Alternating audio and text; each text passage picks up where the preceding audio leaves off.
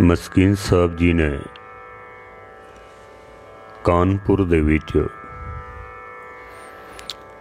11 ਫਰਵਰੀ ਤੋਂ ਲੈ ਕੇ 16 ਫਰਵਰੀ ਤੱਕ ਆਪਣੇ ਸੋਹੀ ਰਾਗ ਦੇ ਵਿੱਚ ਜੋ ਗੁਰੂ ਰਾਮਦਾਸ ਮਹਾਰਾਜ ਜੀ ਦੀ ਪਾਵਨ ਬਾਣੀ ਹੈ, ਲਾਵਾਂ ਉਸ ਦੀ कथा विचार आपने संगतां नूं सरवण कराई है। उस अध्यात्मक मंडल दियां जो 4 अवस्थावां दा जिक्र किया गया है, मस्कीन जी ने उन्हां अवस्थावां दा बहुत ही अगम्मी खुलासा संगतां दे सामने रखिया। समाप्ति के दौरान मस्कीन जी दे बोल सन कि मेरा समा समाप्त हो गया है, मेरी सोचन शक्ति समाप्त हो गई है, मेरे बोल समाप्त हो गए ने, मेरी विचार शक्ति समाप्त हो गई है। तुसी मेरे लिए अरदास करो, मैं तुहाडे वास्ते अरदास करा। सुन के तुहानू निष्कर्म अवस्था की प्राप्ति होवे, सुना के मैनू निष्कर्म अवस्था की प्राप्ति होवे, ताकि जीवन की यात्रा साडी सफल हो सके। ये मस्कीन साहब जी दे उस वक्त दे आखिरी बोल सन। ये जो लावां दी कथा की है मस्कीन साहब जी ने, ये कोई अकस्मात नहीं सी है। दरअसल मस्कीन जी आने वाले समय नूं देख रहे सन। मस्कीन जी जानते सन चंगी तरह कि सबना सोहरे वंजना सब मुकलावनहार, नानक धन सुहागणी जिन सह नाल प्यार। इते सब ने एक ना एक दिन परमेश्वर नाल इन्हां 4 लावां दे दौरान परम आनंद तक पहुँचना है।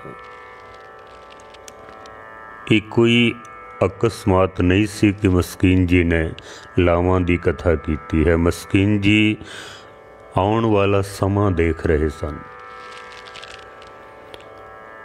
ब्रह्म ज्ञानी जिसनों ब्रह्म का ज्ञान हो जाए, ब्रह्म कहते ने परमात्मा नूं, परमात्मा का जिसनों ज्ञान हो जाए वो ब्रह्म ज्ञानी है। उसकी दृष्टि इतनी बारीक हो जाती है कि जिथों तक संसार की सोच नहीं पहुँच सकती, ब्रह्म ज्ञानी की दृष्टि पहुँच जाती है। उत्थे असी जो सोच नहीं सकते हाँ, वो उसनूं देख लैंदे ने। भगतां दी अगर बाणी असी पढ़ीए ना, तो उस जमाने दे विच साइंस का कोई इतना आविष्कार नहीं सी, पर फिर भी उन्हां दे बोल जद असी पढ़ीए तो हैरानगी होंदी है। उन्होंने पूरा ब्रह्मंड वेख्या हुंदा वे, पूरा ब्रह्मंड।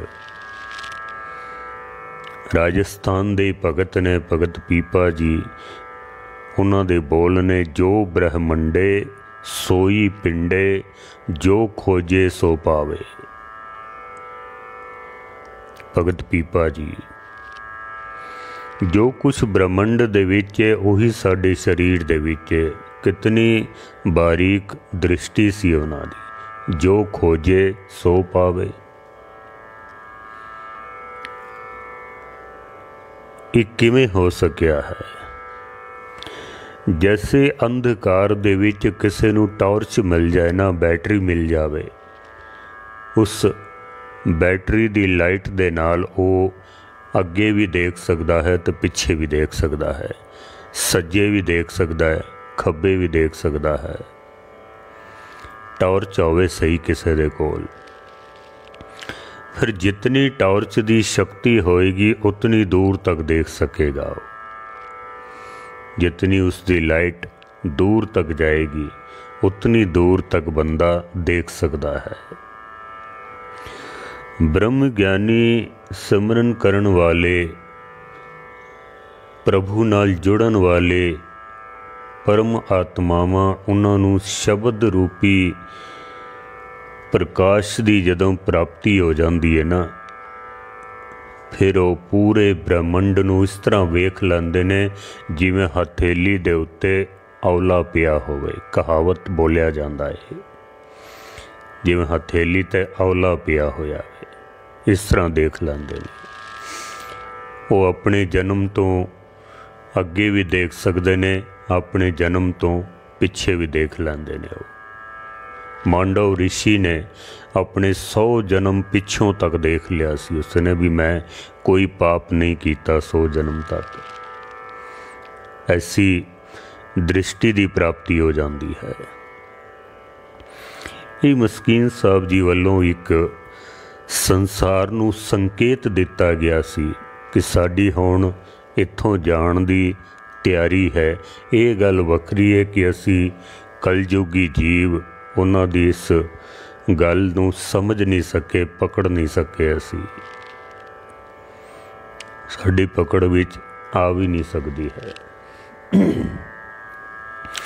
मस्कीन जी ने 16 फरवरी नूं एक कथा दी समाप्ति की।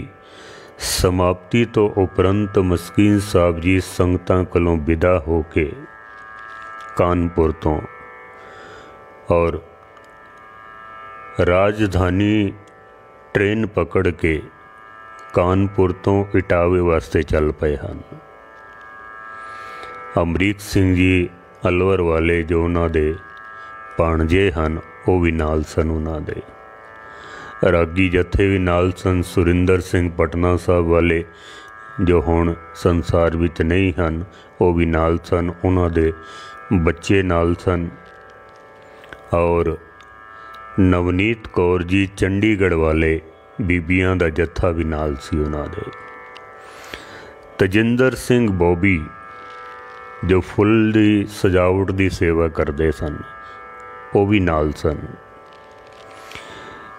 भाई निशान सिंह जी जो बॉम्बे दे रहने वाले ने, बड़ी जुड़ी हुई आत्मा है। अभी मेरी हुणे थोड़ी देर पहले उन्हां नाल गल हुई है। कानपुर तो आए वो भी नाल ही ने, लेकिन इटावे नहीं रुके, दिल्ली चले गए। क्योंकि मस्कीन साहब जी ने इटावे अपना कम निपटा के तो फिर दिल्ली जाने की तैयारी सी उन्हां दी। ऐसा अगला प्रोग्राम सी उन्हां दा। तो निशान सिंह जी नूं सीधा दिल्ली भेज दिता सी भी तू दिल्ली चला जा। मस्कीन जी अपने इन्हां साथियों दे नाल शाम तक इटावा पहुँचे हैं। इटावा दे विच सरदार प्रधान सिंह जी जिन्हां दी सुपत्नी मस्कीन साहब जी दी धर्म दी भैण बनी हुई सी, जिन्हां ने 84 दे समय दे विच मस्कीन साहब जी दी बड़ी हैल्प कीती सी।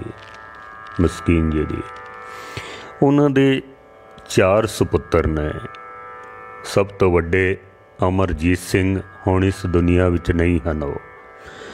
उन्हां तो छोटे परमजीत सिंह, उस तो छोटे बहादुर सिंह, उस तो छोटे मनजीत सिंह जी। मस्कीन जी इस वास्ते इटावे आए सन क्योंकि सब तो छोटे पुत्र मनजीत सिंह दा आनंद कारज सी, विआह सी उसदा। मस्कीन जी विआह विच शामिल होने वास्ते उत्थे पहुँचे सन। 16 फरवरी नूं शाम नूं पहुँचते हैं मस्कीन जी। सवेरे गुरुद्वारा साहब दे विच अखंड पाठ की समाप्ति तो बाद जिहड़े रागी सिंह नाल सन, भाई सुरिंदर सिंह दा जत्था, भाई साहब अमरीक सिंह दा जत्था, बीबी नवनीत कौर दा जत्था, इन्हां ने फिर कीर्तन किया। कीर्तन तो उपरंत संगतां दी कुछ मंग सी भी थोड़ा समा आप भी संगतां नूं निहाल करो, क्योंकि मस्कीन जी करके संगत बहुत ज़्यादा इकट्ठी हुई सी, बहुत सारी। कुछ विआह दा माहौल भी सी। मस्कीन जी ने आख्या भी ETC चैनल साडे नाल है, वीर सतविंदर सिंह कक्कर दास नाल उन्हां दी गल हुंदी रहिंदी है, जिन्हां ने मस्कीन साहब जी दियां सारी कथा दियां रिकॉर्डिंगां करके ETC चैनल दे द्वारा घर घर तक मस्कीन जी द्वारा जो कथा की जाती सी वो घर घर तक पहुँचाने का उन्होंने बहुत वड्डा एक उपराला किया सी। उस वक्त TV चैनल भी नाल सी। तो मस्कीन जी ने आख्या भी तुहाडा ये छोटा जिहा शहर इटावा सारी दुनिया दे विच मशहूर होवेगा। ये बोल सन मस्कीन जी दे। TV चैनल साडे नाल है। तुहाडा ये छोटा जिहा शहर सारी दुनिया दे विच जानिया जाएगा, मशहूर हो जाएगा ये शहर। ये भी एक इशारा सी उन्हां दा। संगतां दी मंग दे उत्ते मस्कीन साहब जी ने कथा की कि जितने वड्डे मनुख दे कम होण उतने ही वड्डे उसनूं साधन जुटाने पैंदे ने। जितना वड्डा कोई कम करना होवे उतने वड्डे साधन भी होने जरूरी हैं। काम वड्डा करना होवे ते साधन छोटे होण कम सिरे नहीं चढ़ सकता है, नहीं चढ़ सकता। जितनी दूर जितना लंबा सफ़र करना होवे गड्डी भी वड्डी चाहिए है सानू, वरना पहुँच नहीं सकोगे तुसी। मस्कीन जी ने एक कथा की और भाई साहब भाई गुरदास जी का एक कवित उन्होंने सरवण कराया।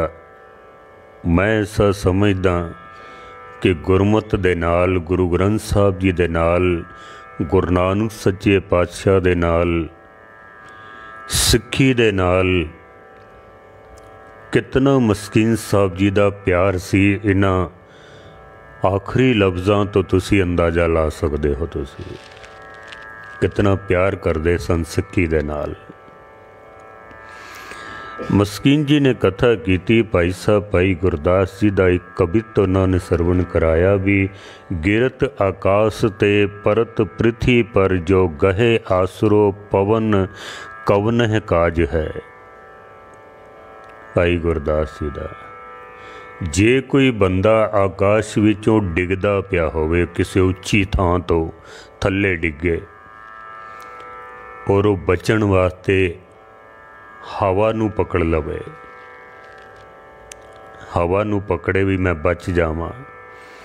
भाई गुरदास जी कहंदे ने किवें बचेगा। हवा नू पकड़िया बचिया नहीं जा सकता है, किसी उच्चे स्थान तो डिगदा होवे। जरत बसंतर जो धाए धाए धूम गहे, निकस्यो न जाए खल बुद्ध उपराज है। दूसरा प्रमाण भाई साहब ने दिता। मैं केवल पंक्तियां दे सिर्फ अर्थ करने ने, क्योंकि समा इस विच बहुत लग जाना नहीं था। भाई साहब कहते ने कि कोई बंदा अग दे विच जलदा पिया होवे, सड़दा पिया होवे और वो अग कोलों बचण वास्ते धुएं नूं पकड़ लवे, मैं इस नूं पकड़ के ते बाहर निकल जावां। भाई गुरदास जी कहते ने वो अग विचों निकल नहीं सकेगा, बच नहीं सकता है, सड़ जाएगा, वो बचना मुश्किल है उसका। तीसरी पंक्ति विच भाई साहब कहते ने सागर अपार तार बूडच जो फैन गहे, अनथा बेचार पार जैबे को न साज है। समुंदर दे विच कोई डुबदा पिया होवे लहरां दे विच, अथा सागर दे विच कोई डुबदा पिया होवे ते डुबण तो बचण वास्ते भाई साहब कहंदे ने जे वो समुंदर दी झग नूं पकड़ लवे, फैन कहंदे ने झग नूं, वो झग नूं पकड़ लवे कि मैं समुंदर तो पार हो जावां, डुबण तो बच जावां। भाई गुरदास कहंदे ने वो नहीं बच सकेगा, वो डुब जाएगा, वो डुबेगा। चौथी पंक्ति दे विच भाई साहब कहंदे ने तैसे आवा गवन दुखत आन देव सेव, बिन गुण शरण ना मोख पद राज है। इसी तरह ही संसार दे आवागमन, इस संसार दे विच कोई बंदा दुख तोंदा होवे, डुबदा होवे, गर्क हुंदा होवे ते ओ बचण वास्ते अगर छोटे मोटे देवी देवतियां दा अगर आसरा पकड़ेगा, भाई गुरदास जी कहते ने वो संसार सागर तो नहीं बच सकता है। जितने वड्डे उसदे कम होण, उतने वड्डे उसनूं साधन की जरूरत पैंदी है। समुंदर विचों बचण वास्ते किसे जहाज़ की जरूरत है। झग नूं पकड़न नाल नहीं बच सकता है। हवा विच डिगदा पिया, हवा नूं पकड़ के नहीं बच सकता है। अग विच जलदा पिया, धुएं नूं पकड़ के नहीं बच सकता है। भाई साहब कहते हैं कि संसार सागर विचों बचण वास्ते भी कोई वड्डा सहारा चाहिदा होवे। छोटे मोटे देवी देवतियां दे पकड़न नाल नहीं पार उतारा हो सकता वे। छोटे छोटे तो महाराज दी बाणी कहती है कि ज्ञान ध्यान किछ कर्म ना जाना, सार ना जाना तेरी, सब ते वड्डा सतगुर नानक जिन कल राखी मेरी। सब तो वड्डा आसरा गुरु दा है। अगर गुरु दे आसरे नूं छोड़ के किसे होर नूं पकड़न दी कोशिश करोगे, भाई गुरदास कहंदे ने तुसीं डुब जाओगे, पार नहीं हो सकदे। हाँ, कितना उन्हां दा विश्वास सी मस्कीन साहब जी दा गुरु ग्रंथ साहब दे उत्ते, गुरु दी बाणी दे उत्ते। जांदियां जांदियां भी ये उपदेश दे के गए हैं कि गुरु ग्रंथ साहब तो गुरु ग्रंथ साहब दा आसरा पकड़ो। एक गुरु ग्रंथ ते एक सिख पंथ दे नाल जुड़ो, अमृत छको सिख सजो, ताही पार उतारा हो सकता है। मस्कीन साहब जी ने जद कथा संगतां नूं सरवण कराई तो जिस दा विआह सी ना मनजीत सिंह दा, उन्हां दे घर दा नाम है चिंटू। तो मस्कीन जी ने यह भी आख्या भी ये की नाम रखिया तुसी चिंटू, सोहणे सिंगां वाले नाम होने चाहिए। मनजीत सिंह इतना वधिया नाम है। छोटे मोटे इस तरह के नाम नहीं रखने चाहिए हैं, सिंगां वाले नाम रखो। मनजीत सिंह बहुत सुंदर नाम है।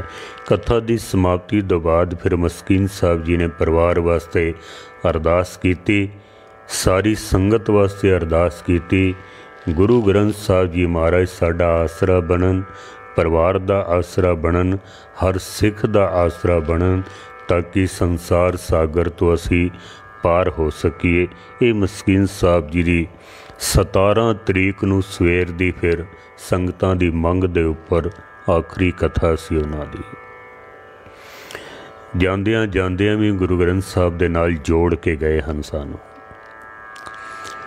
17 तरीक फिर शाम दी बारात सी, रात दे समय दी 17 तरीक दी बारात विच ते मस्कीन जी नहीं गए, जाते भी नहीं सन। रौले रप्पे तो मस्कीन जी दूर ही रहा करते सन। पर ठीक है, समाजिक मर्यादावां ने वो परिवार ने करनियां ही सन, लेकिन मस्कीन जी नहीं गए और बार बार यही आखते रहे कि टाइम नाल बारात पहुँच जाए, उत्थे टाइम नाल बारात का टुकाव हो जाए। आप नहीं गए हैं। मस्कीन साहब जी जिस वक्त बारात पहुँच गई ना, तो मिलनी का जब समा आया, उस वक्त मस्कीन जी फिर गड्डी विच बैठ के उस स्थान ते पहुँचे जिथे विआह सी, और मिलनी की जो रस्म की जाती है उस विच आप शामिल होए ने, मिलनी की है। सारिਆਂ ने आख्या आप प्रसादा छक लवो, लेकिन मस्कीन साहब जी का शरीर कुछ ठीक नहीं सी। अंदर थकावट महसूस हो रही सी, कमज़ोरी महसूस हो रही सी।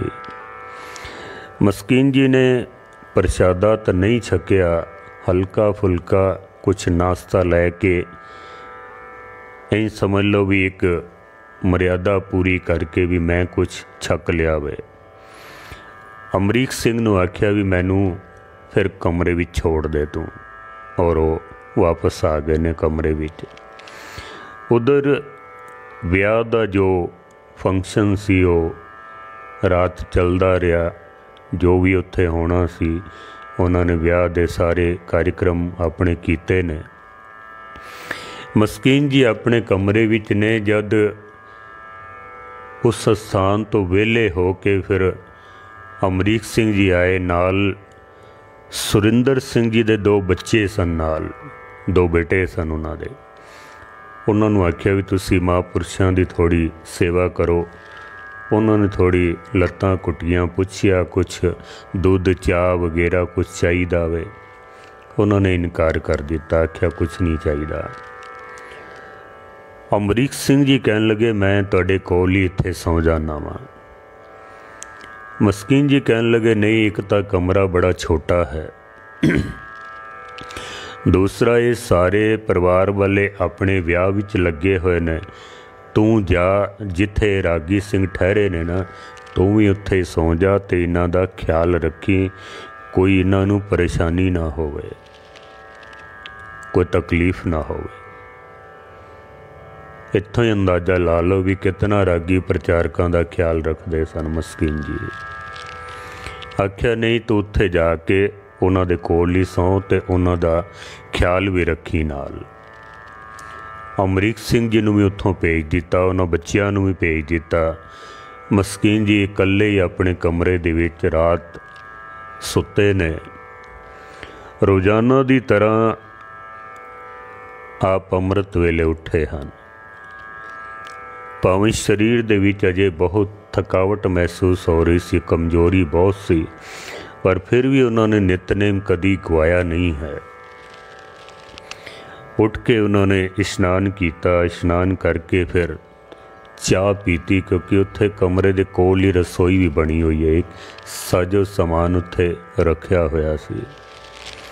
चाह पी के मस्कीन साहब जी ने फिर जो उन्हां दा रूटीन से रोज़ाना दा पहले वाहिगुरू मंत्र दा सिमरन किया, फिर 5 बाणियां दा नितनेम किया, कुछ बेनती दे शब्द पढ़े।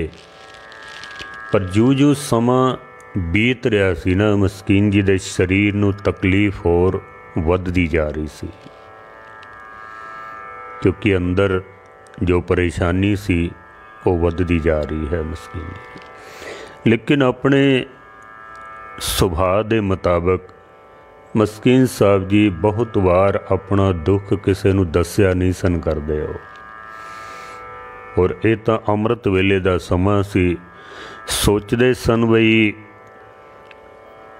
सारे परिवार वाले रात विआह दे विच रहे ने, पता नहीं किस वेले सुते ने, सारे थके होने ने, किस नूं दसां, दिन चढ़ेगा तो फिर दसांगे, गल करांगे। पर जूं जूं समा बीतदा जांदा पिया ते मस्कीन जी की तकलीफ जिहड़ी है वो वधदी जांदी है। तकरीबन कोई 7 बजे के करीब कोई बच्चे उठ के आए ने कमरे दे विच, उन्हां कोलों फिर चाह बनवा के पीती है थोड़ी जी, वो भी शायद पूरी नहीं पी सके हैं। फिर परमजीत सिंह जो दूसरे नंबर के बेटे हैं सरदार प्रधान सिंह जी दे, उन्होंने फोन किया भी तू आ, मैनू थोड़ी तकलीफ हो रही है बहुत। वो जद कमरे विच पहुँचे ने तो अमरीक सिंह भी सवेरे उठ के अपना नितनेम करके ते भी पहुँचे भी जाके महापुरुषों की खैर खबर लईए, क्योंकि पता तो कुछ है नहीं सी भी उत्थे की कुछ बीतदा पिया वे। अमरीक सिंह जी भी पहुँच गए हैं उत्थे। जब उत्थे पहुँचे तो देखा कि मस्कीन जी नूं साह लैण दे विच दिक्कत हो रही है। उन्होंने इशारा भी किया भी मैनू श्वास लैण भी दिक्कत हो रही है। परमजीत सिंह जी ने डॉक्टर नूं फोन किया भी जितनी जल्दी हो सके तुसी आ जाओ और ऑक्सीजन भी अपने नाल लैके आओ। डॉक्टर उधर आउण दी तैयारी करदा पिया, इधर मस्कीन साहब जी की तकलीफ वधदी गई। ਅਮਰੀਕ ਸਿੰਘ ਜੀ ਨੇ ਵੇਖਿਆ ਮਸਕੀਨ ਸਾਹਿਬ ਜੀ ਪਲੰਗ ਤੋਂ ਉਤਰ ਕੇ ਤੇ ਥੱਲੇ ਬੈਠ ਗਏ ਹਨ ਜ਼ਮੀਨ ਦੇ ਉੱਤੇ। ਫਿਰ ਉਹਨਾਂ ਕੋਲੋਂ ਬੈਠਾ ਵੀ ਨਹੀਂ ਗਿਆ, ਫਿਰ ਲੇਟਣ ਲੱਗੇ। ਅਮਰੀਕ ਸਿੰਘ ਨੇ ਮਸਕੀਨ ਸਾਹਿਬ ਜੀ ਦਾ ਸੀਸ ਆਪਣੀ ਗੋਦ ਵਿੱਚ ਰੱਖਿਆ ਔਰ ਕਹਿੰਦੇ ਨੇ ਬਸ 2-3 ਹੀ ਸਵਾਸ ਲਏ ਨੇ ਉਹਨਾਂ ਨੇ ਗੋਦ ਦੇ ਵਿੱਚ ਔਰ ਸੰਸਾਰ ਨੂੰ ਹਮੇਸ਼ਾ ਵਾਸਤੇ ਅਲਵਿਦਾ ਕਹਿ ਗਏ ਹਨ। ਗੁਰਮਤ ਦਾ ਇੱਕ ਮਹਾਨ ਸੂਰਜ ਜਿਸ ਨੇ ਸਾਰੇ ਜਗਤ ਨੂੰ ਚਾਨਣਾ ਦਿੱਤਾ, ਉਹ ਅੱਜ ਅਸਤ ਹੋ ਗਿਆ ਹੈ। 18 ਤਰੀਕ ਸਵੇਰੇ 7:50 ਦਾ ਸਮਾਂ ਸੀ ਉਹ, ਜਿਸ ਵਕਤ ਮਸਕੀਨ ਸਾਹਿਬ ਜੀ ਨੇ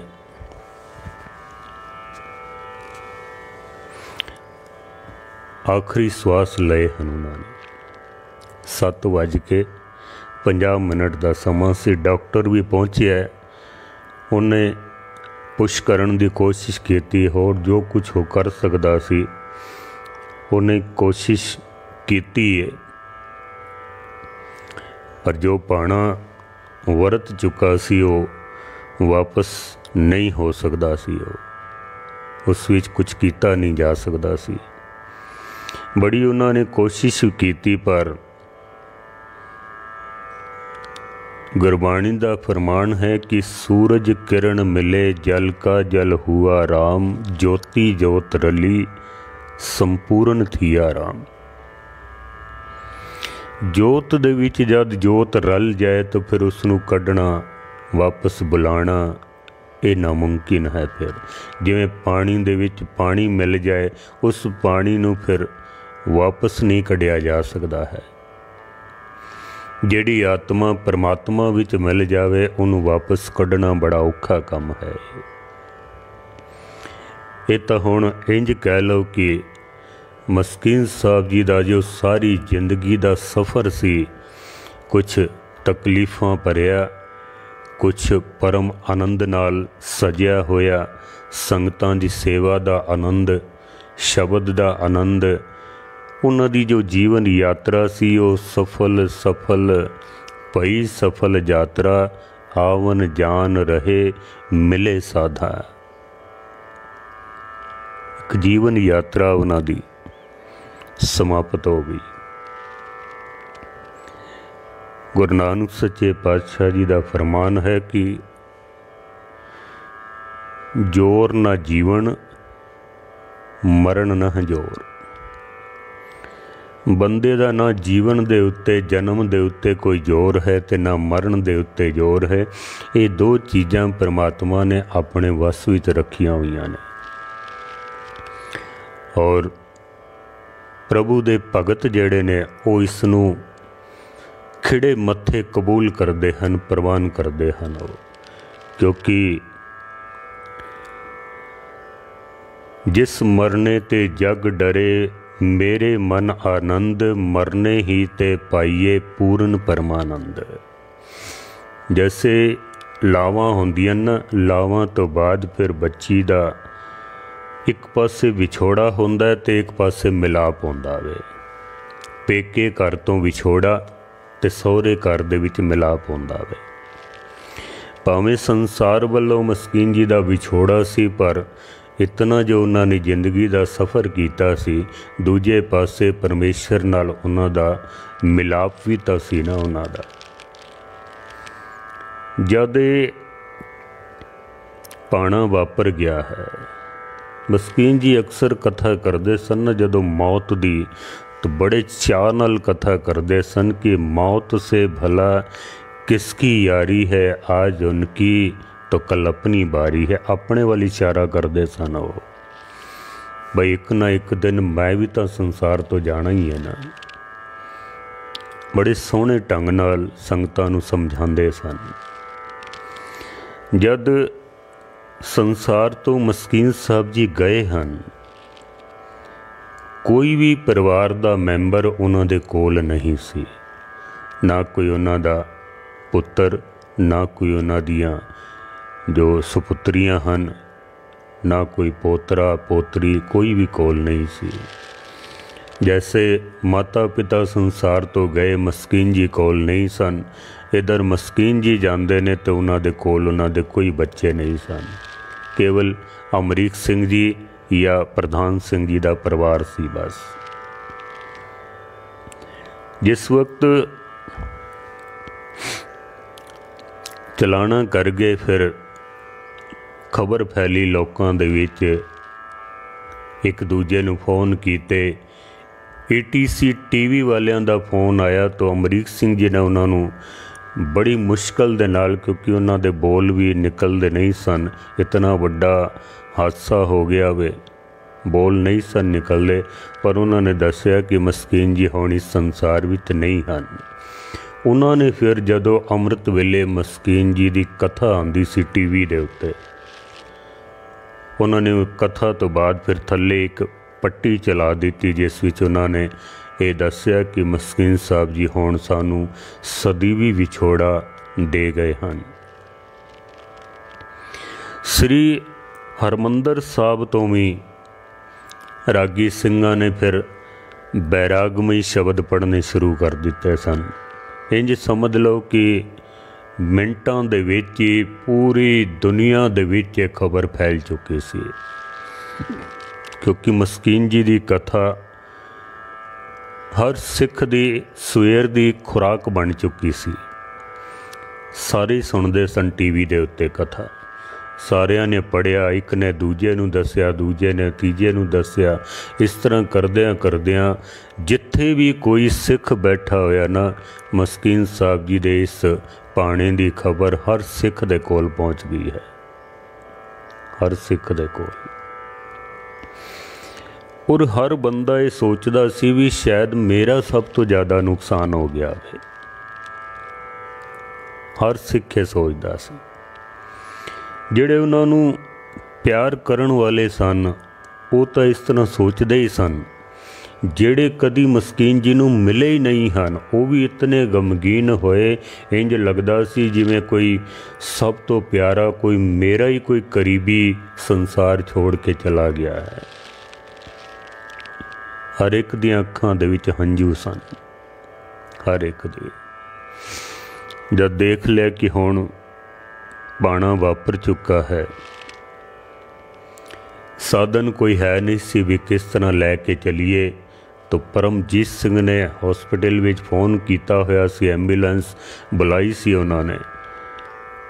मस्कीन जस साहब जी का शरीर उस दे विच रखिया, तो उन्होंने एंबूलेंस वाले ने आख्या भी वैसे तो ये एंबूलेंस लोकल काम वास्ते होंदी है, पर तुसी हुण गुरु जी का शरीर ये विच रख दिता है, क्योंकि वो हिंदू वीर ने, वो गुरु जी आखदे ने, वो आपने गुरु जी का शरीर इसमें रख दिया है, अब तो हम अलवर तक जाएंगे चाहे कुछ भी हो जाए।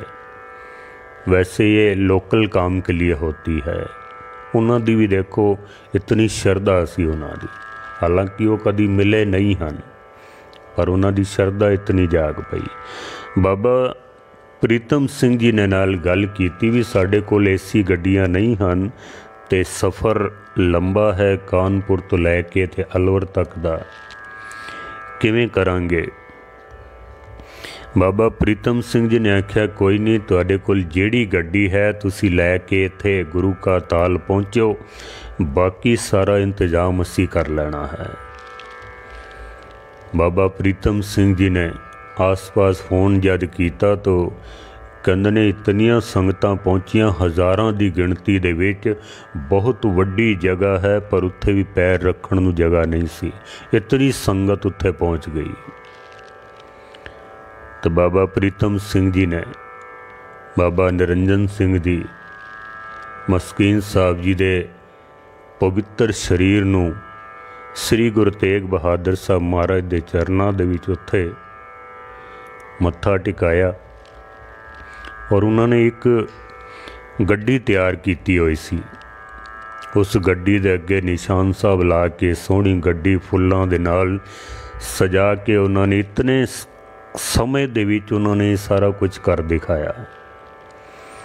और फिर उस गड्डी दे विच मस्कीन साहब जी दे शरीर नूं रख के शब्द कीर्तन दी नाल धुन चलदी तकरीबन कोई 150 दे करीब कारां ते गड्डियां जिहदे कोल जिहड़ी गड्डी सी ना वो लैके बस नाल चल पिया,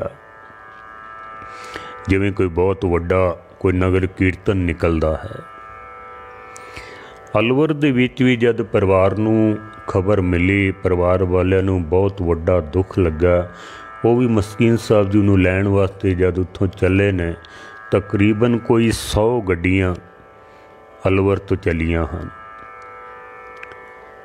मस्कीन साहब जी नूं लैके जद मथुरा दे विच पहुंचे हैं तो मथुरा दीयां संगतां ने भी मस्कीन साहब जी दे शरीर दा स्वागत करन वास्ते पूरी तैयारी उन्होंने उत्थे कीती होई सी। बहुत सारियां संगतां उत्थे भी इकट्ठियां होईयां और उत्थों फिर सारे नाल मिल के जिस वक्त अलवर दे विच पहुंचे ना तो लोग देख के हैरान सन भी आखिर हो की गया है, क्योंकि जिन्हों भी खबर मिली सी ना उन्हें बस अलवर वल चलण की तैयारी कर ली। उसने शाम तक मस्कीन जी का शरीर जद अलवर पहुँचा घर दे विच शरीर नूं रखिया गया, रागी सिंघां ने तुरंत कीर्तन करना आरंभ कर दिता है। जिसनों भी पता लगा वो इंज समझो जैसे कोई सुन हो गया उत्थे ही, उहदे कलों फिर दूजा काम ही नहीं होया कोई। कईयां ने तो रोटी नहीं खाधी, पानी नहीं पीता, कईयां दे बोल ही नहीं सन निकलते, कई घरां दे विच बेहोश हो के डिग पे ने। देशां विदेशां तो संगतां सारियां जिवें अलवर वल चल पईयां। क्यों? क्योंकि मस्कीन साहब जी हुण इस दुनिया दे विच नहीं रहे हैं।